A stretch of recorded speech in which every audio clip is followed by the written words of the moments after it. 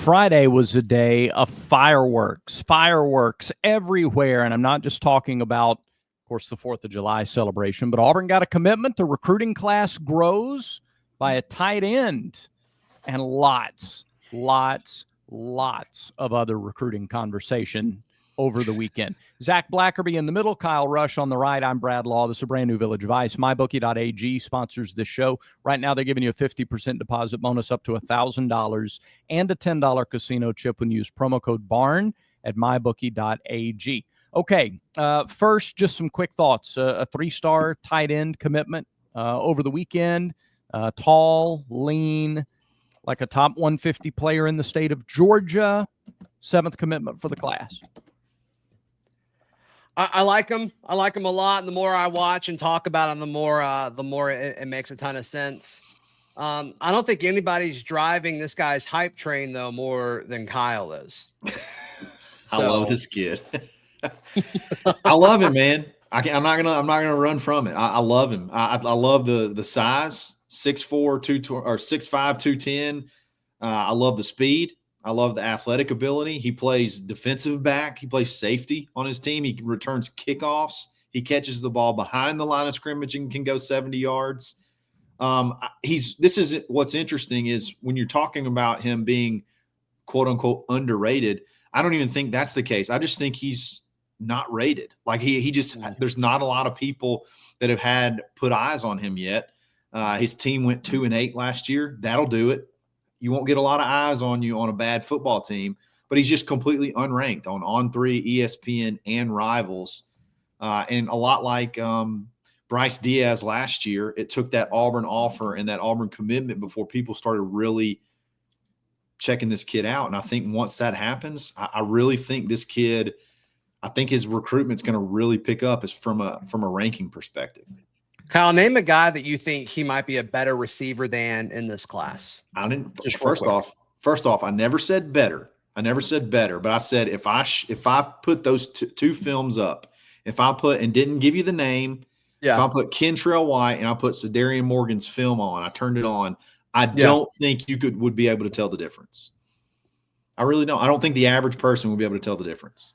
There's your homework assignment after the show then. Go watch. It's easy to find highlights, so watch them one after another and judge for yourself. I like that. I'll tell you what I like about this commitment and any commitment that comes before that magical August 1st date is it's a guy who's really connected to the culture of the program, the atmosphere around the program. Like they're not led by the NIL scenarios, whatever they wind up being, like whatever happens between August 1st and the first day to sign in December, that's a lot of time for clarity. It's a lot of time for action, but before August 1st, it says it's a little more about, and that's not to say there's anything wrong with waiting and seeing what the dollars look like.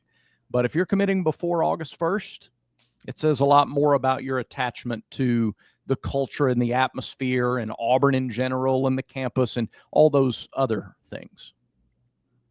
I agree. I think this was I think there was a connection with Kenyatta Watson from the beginning. I think Kenyatta really drove the boat on this one. And I'm with you. That's actually a really good point. You gotta think kids that I know there have been some decommitments, but now that the ruling has shaken out since the early part of June, I would think anybody you add to the class right now before stuff starts going on paper, that you would feel a lot more confident about being able to retain those kids. Like they're in it for Auburn a little bit more than just money, which I don't have a problem with either. But from a retention standpoint, you got to like it. And to Kyle's point, I mean, this class or this coaching staff has been really good about getting young guys early before they start their ascension in the recruiting rankings, especially guys who are under-scouted. And to Kyle's point, it does seem like he's been extremely under-scouted. We saw this last class with Bryce Diaz. He was on campus for, I think he was just doing a camp, and they offered him, and he said yes. And then everybody looked at him like, oh, my goodness, this guy's so good. And then, he shot up the rankings. So these guys remember, like, who believed in them first and who found them first. Like, that goes a long way. You still got to be competitive from an NIL point of view, but I think after August 1st, Auburn will get more answers and they'll be competitive one way or the other, whether it's the way that they're operating right now, or they'll pivot and do what everyone else is doing that, seems to kind of go against some of, of how Auburn is interpreting these rules right now. Yeah. What have you guys seen in terms of the response? I know we did a show about it. There have been a few shows about it where we've talked here and with each other. Other Auburn fans' response that you've noticed after Hugh Freeze and John Cohen said what they said in Alex City last week? Has it seemed to clarify things? Does it seem to make anybody feel any better? What have you noticed? You go, Zach. I think a lot of people are putting pressure on Cohen, is what I've seen. Yeah. It's like, all right, he better be right. He better be right, because if he's not, this could be bad. It's a bad look. That's the thing I've seen most of. It's like, all right, we'll see. This is going to work itself out. Either he's going to be right or he's not. And it's either going to look really good or really bad. It's been pretty toxic from what I can. There's a lot of people that think they know what I've seen. There's a lot of people that think they are NIL lawyers and they can interpret the rules better than anyone. And then there is some credence to the argument or the thought. So everybody else is doing it right. Wrong. And we're the only ones that's doing it right. I get that. And I think that the low ranking right now is probably could be better, even with the way you're doing it. I think you probably could be doing a little bit better on the trail than, if you were just, balls to the wall doing what everybody else is doing. So I can get that. I understand the frustration there. I think everybody, I think there's a good number of people though, according like Zach said, that are going to wait and see, and you're going to have to do something pretty quick after August 1st to make people feel comfortable with the path you chose to go down here. Yeah. Well, and I think there's some element of the traditional college football fan. I think they want him to be right. And I get it. I think it would make sense. I think it would make the product better from a parity point of view. But, what's a third-party NIL deal? And, if it's pushed and brought up by the university, how do you prove that? I mean, to your point, Kyle, of everybody wanting to, be NIL attorney for a few minutes, like, how do you prove that? And I mean, well, I think we'll learn a lot about this in about 30 days from now.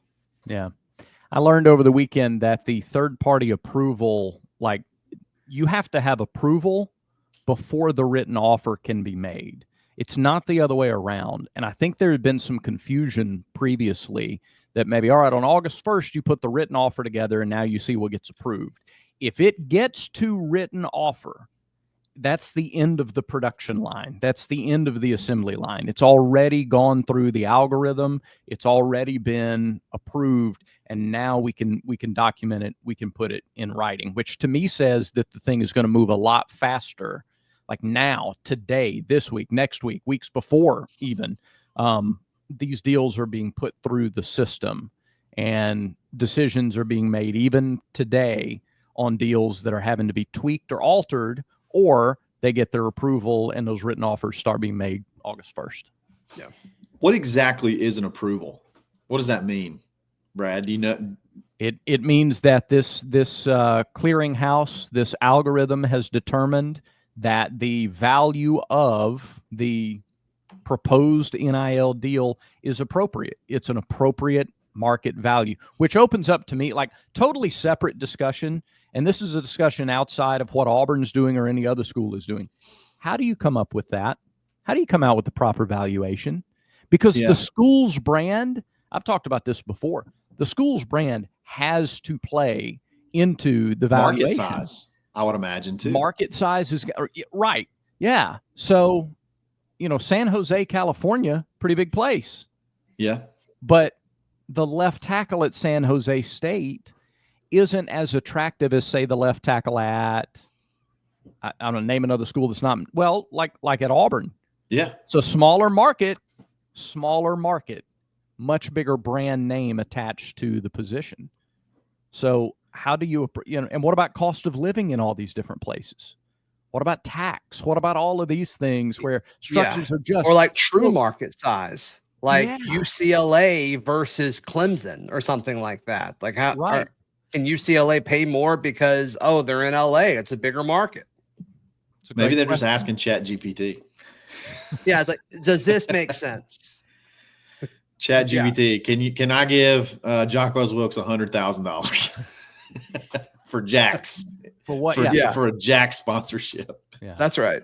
That's a really smart and excellent and great question, and how bright you are for asking. Here's what I've determined is the answer based on what I've found. That would be what you would get. And here are the criteria that I looked at to answer your question. So you went to lunch today, Brad? Yep, sure did. So you hate lunch. Kyle, I don't know if you know this. Brad hates lunch. Hate lunch. Wow. The idea of eating a meal just went to lunch 11 and 1 really gets him going. I didn't hate that lunch, but it tells you how valuable I thought it was that I actually endured lunch. Yeah, let's talk about this for a second. That's big. Y'all went to lunch last week. Yep. And then you went to lunch today, Brad. Yep. What's going on with you? Well, are you becoming a lunch guy? No. Like the rest of us? No, the lunch with Kyle went so well, I thought I'd give it a shot today with my kids. They had never been to a place downtown. They'd never been to lunch? Your kids had never had lunch before? They'd never been to this specific place downtown. I'll toss them some bread and peanut butter every now and then. Look, I'm not totally heartless. Got it. So, but I decided to take them to this place downtown. And listen, first of all, do you want to say the name of the place downtown or no? Not interested. No, because it's too much money. What type of cuisine is it? Everything you could imagine. Got it. And so I made the mistake of wearing a white shirt and ordering gochujang noodles. Got it. That was a problem because you can tell, as you can plainly see, I'm no longer wearing a white shirt. Are you a noodle slurper? Because there's some shrapnel that comes with being a noodle slurper. There's a lot of shrapnel when you're a slurper, and I'm not a slurper, but there was still shrapnel. White was a bold play. That was a bad choice. Well, how long did it take you to realize you made a mistake? Did you realize it before you started slurping, or was it after? Was it pre or post slurp? It was. I didn't slurp. That was the problem. What I twirled. They give you a little plastic fork, and I twirled the noodles, and the sauce was a little too liquidy. It was an aggressive twirl. It was an aggressive twirl, probably. Yeah. If you could go back and aggressively slurp instead, would you aggressively slurp or passively twirl if you had to pick? I would have passively twirled. That's an easy discussion. Where would your twirl rank in the Rivals Top 100 if you had to guess? Is it a 4-star, a high 4-star, low 5-star? Right now, it would rank about number 84 in the country. But only because when August 1st rolls around, they're going to go to stainless steel forks. Everybody all around the country is going to, metal forks again. And so that's going to change the need to even use plastic forks. And I think I'd probably be a top 10 fork twirler at that point. Where's your slurping rank? It's unranked. My slurping doesn't go to camps. It doesn't get out in front of people. It's not... Your slurping had a bad year last year, so not a lot of people paying attention to it. Yep. Jesus. Oh man, this is exactly why I wanted to jump in today. I miss this. So, yeah, it was. Where are we going next, Brad? If I had it to do all over again, I wouldn't have gone to this place. Oh, and I'll tell you another reason why I wouldn't have gone to this place. Charging to park, and I'm telling you what, I love so many things about living in Auburn, Alabama. I love it. I love it. I love it. The fact that we charge people to park downtown to go to restaurants and stores, and it's the worst thing that we do. It's the worst, and I say that with all the love within me. It's the worst thing that we do. If I'm going to go, go ahead. No, I was saying used to they cut it off during the summer, didn't they? Yeah, I guess. Yeah, I'm actually surprised you had to pay when you were telling the story off air. I was surprised that you had to pay. I'd swear they used to cut it off during the summer. Maybe that's not a thing anymore. I also don't go downtown. There'd be an element of like, I'm Brad Law. I don't have to abide by your rules. I'm an excellent twirler. My slurping could be a little bit better. But I'm still Brad Law. I don't go to lunch often. I don't go to lunch often, so when I do, bands are about to be dropped. That's right. That's right. And my white shirt that I'm gonna get dirty. All I'm gonna say is, if I've got to pay $50 for one adult and 2 kids, 12 and under, you don't need the extra $1.75 or whatever for me to park. And what it will do, what it has done and will continue to do, is lead me to choose other places that are not downtown so that I don't have there's to no park. shot. Yeah, there's no shot. I'm going downtown if I have to park. It could deter that 50. It could be a deterrent. Yeah. It's more a so deterrent. than a revenue driver. Right. So either I'll pay my 50 and not park downtown, or I'll go pay whatever somewhere else and not have to pay. So it's just the worst thing that we do. Parking downtown is politically, and you're thinking, Brad, let's change the law. I'm a law follower. I'm a rule follower. I'm not. I love our city government. I'm not in any way opposed to our city government. I want to make that real clear. Yeah. Really, really happy with everything. Except that. Who's your least favorite local politician? No chance. No chance. I get answered. All right. Hey, did y'all know we're 53 days away from kickoff? We are John Henry Flat days away from kickoff. And so yesterday, lineman. Yep, he is a walk-on lineman from Dallas. Y'all, you like the number 53 for a lineman, right, Brad? Yep, sure do. That's a good one. That is 53 is a textbook offensive lineman number. Okay. Yesterday we were 54 days away from kick, but we don't have 54 on the roster somehow. 2 days ago we were 55 days away from kick, and I'm not going to keep going. I'm not going to keep banging that drum, but the fact that we don't have a 55 is legitimately ludicrous. Kyle, if you could assign 54 to one player on Auburn's roster, who would it be? What kind of question is that? I have no idea. Oh, he brings it up every show. Brad, I've got my answer ready because we've had this conversation 6 times. It's a center, so I would give it to a center. So insert. No, that's not right. Go ahead, Brad. Go ahead. Center. I like center. 54 is a linebacker number. I like my centers in the 50s. We've had good success. You're wrong. I'll take it. Because the center should wear what number, Brad? 69 is a center's 69 number. is Brad's number for a center. Nice. Because of course it is. Yeah. 70 is the right tackles. 70 is the right guard. 72 is the right tackle. 71 is the left guard. 73 is the left tackle. I like that. That's it. I can't argue with that. But you think 54 is a center number? You think we've had pretty good luck with centers in the 50s? We've had pretty good luck with centers in the 50s. 54 specifically, though, would be Brad's argument. But we've had even better luck with linebackers in the 50s. That's true, too. But they all want single digits now. They want to wear 0 and stuff like that. But when they get to, my point is, Kyle, when they get to the NFL, it don't matter what they want. They're going to be given a number, and you know what they're going to say about it? Jack squat is what they're going to say about it. They're going to say, thank you very much. What time is practice? That's true. Can't argue that. I think Elijah Melendez should be 54. I think he'd be a great number 54. Yeah, but he can't be. Old school, just hit the stew out of you. Yeah. Hey, what do you think about linebackers in the 30s? I kind of like linebacker numbers in the 30s too. I think if you're a 35 or below, I'm okay with it. 30 to 35. Like if you could play safety if you absolutely had to, kind of thing. Like I'm okay with that. See, I like my safeties in the 30s, and so. Yeah, a hybrid linebacker safety in the 30s would be excellent. I got to tell you, if we wanted to change Keldrick Falk from 15 to 55, I think that'd be pretty. I think that'd be pretty good. So, what are your defensive ends? Are they 90s? Yeah, they're in the 90s. In the 90s, okay. You're so old school. Like you. Yeah, in this regard, yes. I love it. Brad misses 1988 so bad. Yeah. Oh, forgive me for missing 1980. Things were so horrible in 1988. You wouldn't have me. 88. If we were 1988, I would not be here. Auburn football was dominating the SEC. Things were so terrible. Yeah. We were just about to play the Iron Bowl in Jordan-Hare Stadium for the first time ever. Oh, heaven help.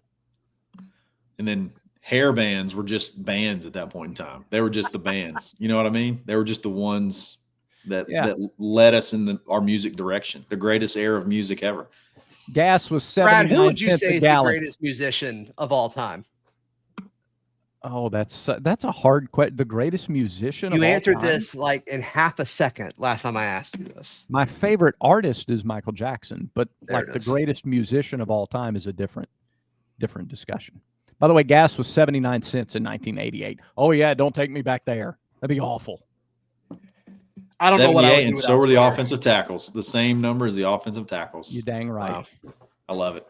All right. I think that does it for today's show, Bradlaw. Well, before it does, could you please tell the people about Rowback, because that's a sharp shirt you got on right there, and we want to tell he's got one on too. You got the Rowback hoodie. Got the hoodie. Love on. it. Yeah, with the Obby. Yeah, rowback.com. Use promo code Vice20 for 20% off your order. Proof. You can get one of these. You could slurp on one of those performance hoodies over there.